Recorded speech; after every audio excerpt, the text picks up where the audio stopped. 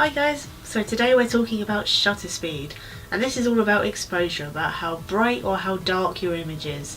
So instead of having to turn a light on or off in some cases, you can just change the shutter speed. So let's have a look at the phone and see where you can find these settings and how to change them. Hi guys, so let's go into finding the settings on your phone.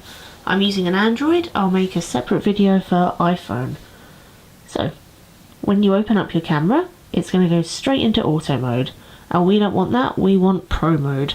So you need to swipe left and you'll have all these different options. So we're looking for pro mode, that's this icon right here. So let's go into that. So when pro mode is selected, you'll have a whole new set of icons down the sides here. Today we're talking about shutter speed, and that's this icon right here. So let's go into that. That will bring up a slider with a whole bunch of different numbers. Don't worry, I'm going to explain that. But basic of what you need to know is it's going to go from dark to bright.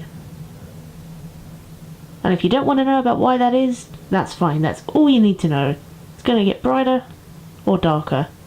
But let's go into why those numbers are like they are. So, here's your camera, here's your lens, and here's your shutter. And shutter speed basically refers to how long the shutter is open for. When your camera takes a picture, it opens the shutter to let the light in and take the picture.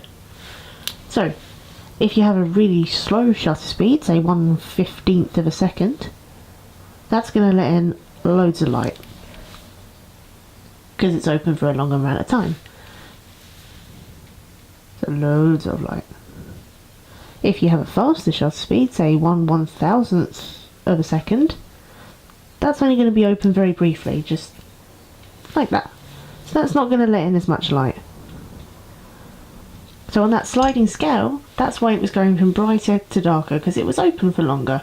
Obviously a mobile phone is a digital version of this, but it works off of SLR basics. If you were using a camera, this would work in conjunction with something called an f-stop.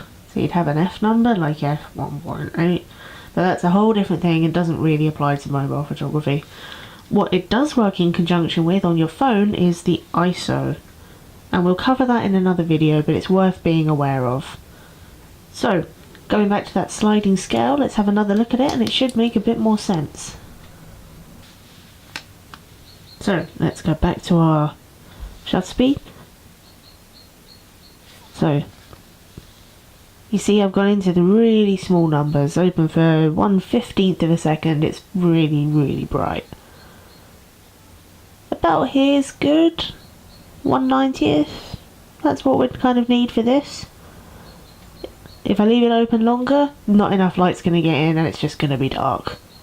So into the rounds of 1/6000th, 1/2000th of a second, too much.